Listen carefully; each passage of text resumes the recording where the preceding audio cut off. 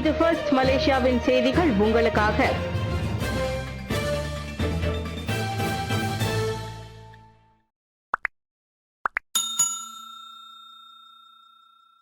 பிரதமர் Anwar VM 2026 செரிட்டா Malaysia கிதாப் மூலம் உலகுக்கு மலேசியாவின் வண்ணமயமான கதை. பிரதமர் ஸ்ரீ அன்வார் இப்ராஹிம் சன்வே லேகூனில் செரிட்டா மலேசியா கிட்டா என்ற தேசிய சுற்றுலா ஊக்குவிப்பு முயற்சியை அதிகாரப்பூர்வமாக தொடக்கி வைத்துள்ளார். உலகுக்கு மலேசியாவின் வண்ணமயமான கதைகளை கொண்டு செல்லும் இது 2026 மலேசியாவுக்கு வருகை தரும் ஆண்டு பிரச்சார இயக்கத்தின் தொடக்கமாகும். சன்வே குழுமம் தி வெஸ்ட் ஸ்டார் குழுமம் இணைந்து நடத்திய இந்த நிகழ்ச்சி அரசாங்கம் மற்றும் தனியார் துறையை ஒருங்கிணைத்து மலேசியா என்ற முத்திரையை வலுப்படுத்தும் நோக்கத்துடன் முன்னெடுக்கப்பட்டது. இந்நிகழ்வில் சன்வே டைனி டாய்ஸ் மற்றும் மலேசியா அட்ராக்ஷன் பாஸ்போர்ட் கடப்பிதழ் என்ற 2 முக்கிய சுற்றுலா திட்டங்கள் அறிமுகப்படுத்தப்பட்டன. இவை மலேசியாவின் பாரம்பரியத்தை, தனித்துவமான ஈர்ப்புகளை உலகிற்கு வெளிப்படுத்தும் முயற்சியாகும். பிரதமர் அன்வார் தமது உரையில் ஒற்றுமை, அமைதி மற்றும் ஒருங்கிணைந்த முயற்சியால் மட்டுமே மலேசியா உலக தரத்தில் உயர முடியும் என வலியுறுத்தினார். சட்டத்தை மீறுவதற்காக கோவில்கள் கட்டப்படுவதில்லை, அவை வரலாற்று சின்னங்கள். விக்னேஸ்வரன் கண்டனம். பழைய கோவில்களில் குயில் ஹராம் என்று அழைக்கப்படுவது தவறான புரிதலை ஏற்படுத்துவதாக மாய்க தேசிய தலைவர் தான் ஸ்ரீ SA விக்னேஸ்வரன் கூறியுள்ளார். பல கோவில்கள் நிலச்சட்டம் உருவாகும் முன்பே சமூக தேவைக்காக கட்டப்பட்டவை, சட்டத்தை மீறுவதற்காக அல்ல. சமூகத்தின் நம்பிக்கைக்காகவே அவை உருவானவை என விக்னேஸ்வரன் வலியுறுத்தினார்.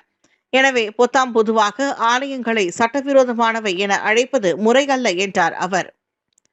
கோவில்களை இடிக்காமல் மாற்று நிலம், இடமாற்றம் அல்லது நியாயமான இழப்பீடு வழங்க வேண்டும் என அவர் கேட்டுக்கொண்டார். சமூகங்களுக்கு இடையிலான ஒற்றுமையை காக்க இந்த பிரச்சனையை விவேகத்துடன் தீர்க்க வேண்டும். பேச்சு சுதந்திரம், இனங்களுக்கு இடையே பிளவை ஏற்படுத்தக்கூடாது என அவர் எச்சரித்தார். சட்டவிரோதமாக கட்டப்பட்டதாக கூறப்படும் ஆலயங்களுக்கு எதிராக இன்று கோலாலம்பூர் சோகோவில் பேரணி ஏற்பாடு செய்யப்பட்டுள்ள நிலையில் விக்னேஸ்வரன் அவ்வாறு கூறியுள்ளார். துன் டாக்டர் மகாதீருக்கு வீட்டில் இரவு தங்க அனுமதி, பகலில் IJN சிகிச்சை. முன்னாள் பிரதமர் துன் டாக்டர் மகாதீர் முகமது வலது இடுப்பு எலும்பு முறிவு காரணமாக தேசிய இருதய சிகிச்சை நிறுவனமான IJN மருத்துவமனையில் சிகிச்சை பெற்று வந்தார். 1 மாத சிகிச்சைக்கு பிறகு தற்போது அவருக்கு வீட்டில் இரவு தங்க அனுமதி வழங்கப்பட்டுள்ளது. இருப்பினும் அவர் பகல் நேரங்களில் IJN தொடர்ந்து சிகிச்சை பெறுவார். மருத்துவர்கள் அவரது உடல்நிலையில் நல்ல முன்னேற்றம் இருப்பதாக தெரிவித்துள்ளனர். சிகிச்சை மற்றும் உடற்பயிற்சிக்கு அவர் நல்ல முறையில் பதிலளித்து வருகிறார் என்றும் கூறினர். எச்சரிக்கையாக அவர் இன்னும் மருத்துவ குழுவில் கண்காணிப்பில் இருப்பார் என்றும் கூறப்பட்டுள்ளது. தற்போது குடும்பத்தினரை தவிர வேறு யாரையும் சந்திக்க வேண்டாம் எனவும் மருத்துவர்கள் அறிவுறுத்தியுள்ளனர். தேசிய திறன் மேம்பாட்டில் சீர்திருத்தம், சாஹித் ஹமிதி ரமணன் முயற்சியில் ஆக்கப்பூர்வமான ஆலோசனை.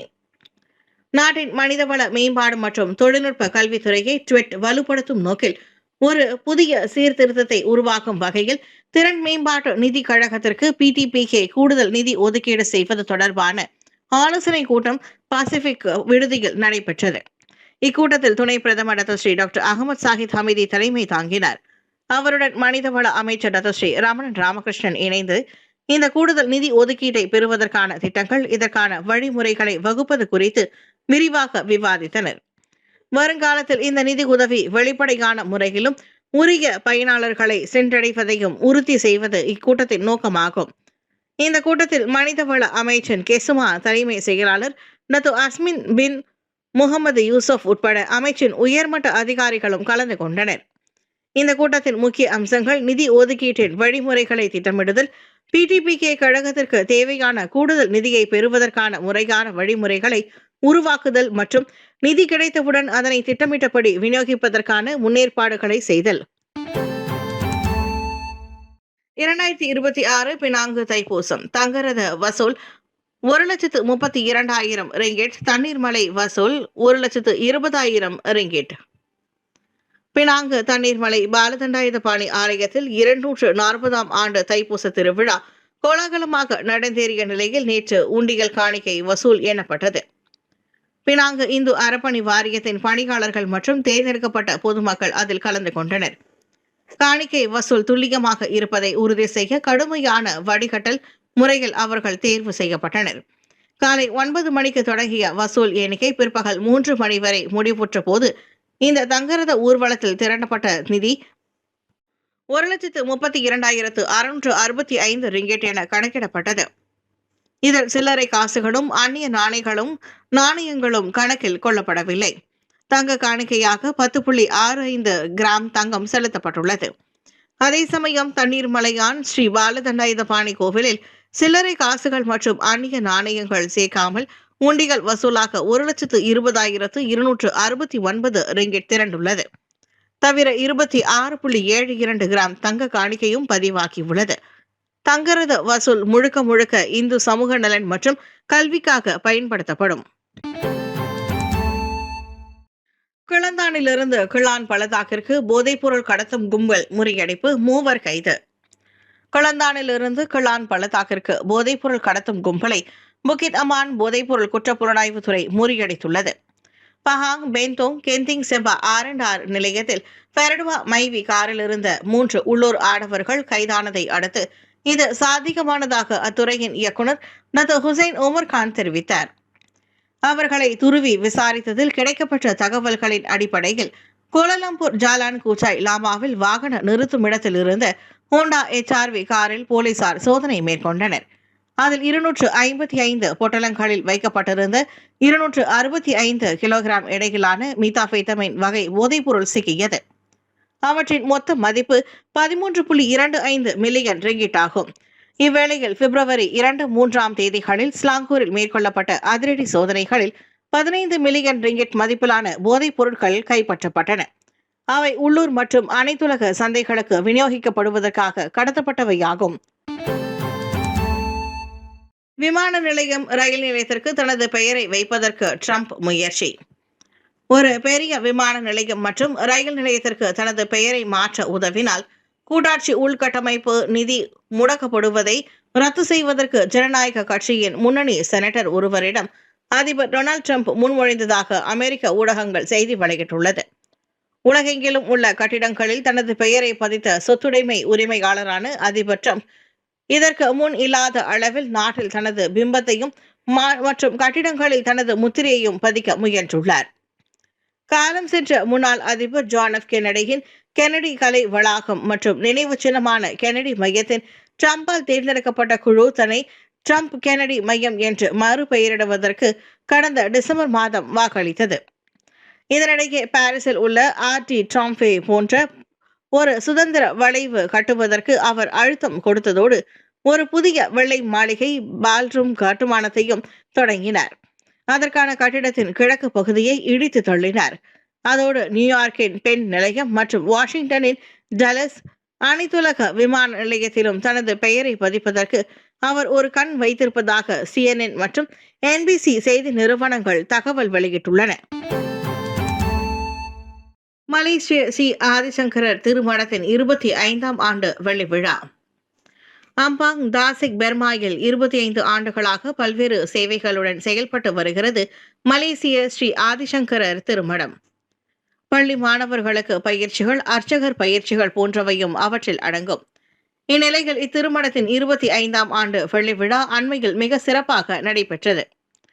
சிறப்பு விருந்தினராக டத்தோ AP சிவம், மலேசிய இந்து சங்கத்தின் தேசிய தலைவர் தங்க கணேசன் உள்ளிட்டோர் கலந்து கொண்டனர். வெள்ளி விழாவை குறிக்கும் வகையில் 25 பேருக்கு சங்கர சேவை ரத்னா விருது வழங்கி கௌரவிக்கப்பட்டது. அதோடு வசதி குறைந்த 25 மாணவர்களுக்கு தலா 50 ரிங்கிட் நிதி உதவியும் 25 குடும்பங்களுக்கு அத்தியாவசிய பொருட்களும் வழங்கப்பட்டதாக மலேசிய ஸ்ரீ ஆதிசங்கர திருமணத்தின் தோற்றுநர் சுவாமி மகேந்திரர் கூறினார். இசை, ஆன்மீகம், சமூக சேவை ஆகியவற்றை ஒருங்கிணைந்த இந்த விழா சமூக ஒற்றுமையையும் சேவையின் மதிப்பையும் வலியுறுத்தியது. போலீஸ் அதிகாரியாக நடித்து வெளிநாட்டு ஆடவரை மிரட்டிய ஆடவனுக்கு 6000 ரிங்கெட் அபராதம். வெளிநாட்டை சேர்ந்த ஒருவரை மிரட்டும் நோக்கத்துடன் கடந்த வாரம் போலீஸ் அதிகாரியாக நடித்த ஆடவனுக்கு நேற்று ஆயர்கெரோ மேஜிஸ்ட்ரேட் நீதிமன்றத்தில் 6000 ரிங்கெட் அபராதம் விதிக்கப்பட்டது.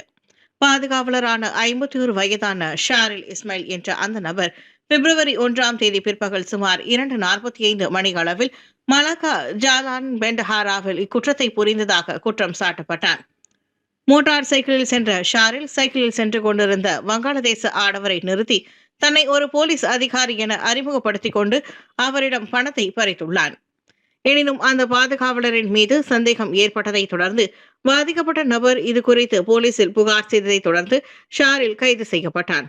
குற்றம் சாட்டப்பட்ட நபர் குற்றத்தை ஒப்புக்கொண்டது. அவனது முறையீடு மற்றும் கருணை மனுவை பரிசீலித்த பின்னர் அந்த நபருக்கு மேஜிஸ்ட்ரேட் ஷாதா ஷின்ஹா முகமது சுலைமான் அபராதம் விதித்தார். பல்வேறு வகை ஆமைகளை கடத்தும் கும்பலின் முயற்சி முறியடிப்பு. பேலஸ் கங்காரில் உள்ள ரப்பர் தோட்டத்தில் மறைத்து வைக்கப்பட்டிருந்த கடத்தப்பட்ட ஆமைகள் பறிமுதல் செய்யப்பட்டதோடு கடத்தல் கும்பலின் நடவடிக்கை முறியடிக்கப்பட்டது. பேலஸ் வனவிலங்கு குற்றப்பிரிவு மற்றும் பேலஸ் போலீஸ் தலைமையகத்தின் போதைப்பொருள் குற்றவியல் புலனாய்வு துறை உறுப்பினர்கள் பேலஸில் பல இடங்களில் மேற்கொள்ளப்பட்ட ஒருங்கிணைந்த செயல் திட்டத்தின் விளைவாக இந்த கடத்தல் கும்பலின் நடவடிக்கை வெற்றிகரமாக கண்டுபிடிக்கப்பட்டது. இந்த நடவடிக்கையின் போது சுல்காட்டா ஆமை, இந்திய நட்சத்திர ஆமை, பர்மிய நட்சத்திர ஆமை, இலை ஆமை, கருப்பு சதுப்பு நில ஆமை உள்ளிட்ட பல்வேறு இனங்களைச் சேர்ந்த 40க்கும் மேற்பட்ட ஆமைகளுடன் அதன் முட்டைகளும் கண்டுபிடிக்கப்பட்டன. அதோடு 3 உள்ளூர் ஆடவர்கள் கைது செய்யப்பட்டதோடு கிட்டத்தட்ட 2,87,395 ரிங்கெட் மதிப்புள்ள வன விலங்குகள் பறிமுதல் செய்யப்பட்டன.